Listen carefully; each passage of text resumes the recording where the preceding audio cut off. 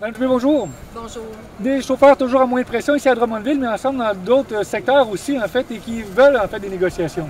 Oui, effectivement, dans le secteur transport scolaire, on a un sérieux problème. On a de la misère à obtenir l'argent qui a descendu du gouvernement. Les transporteurs, comme Sogesco, ont reçu jusqu'à 30 d'augmentation de la bonification des contrats.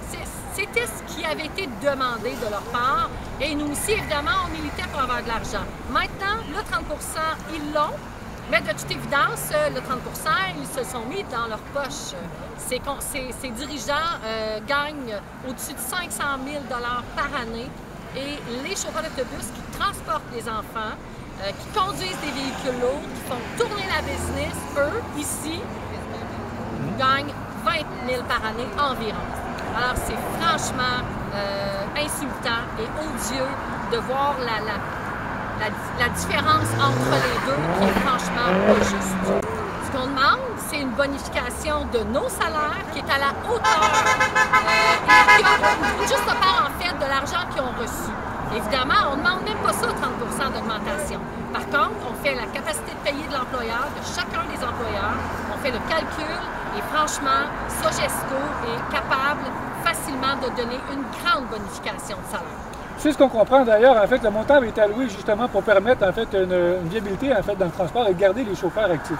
Oui, c'était leur argumentaire évidemment face au gouvernement. Il y avait besoin de ça pour continuer à faire rouler leur business et pour aussi payer leurs chauffeurs d'autobus. Évidemment, les parents maintenant doivent composer avec les moyens de pression. En fait, la grève est toujours illimitée. En fait, est-ce qu'on a de l'avancement au moins à la table de négociation? Pas du tout. Et oui, on comprend les parents.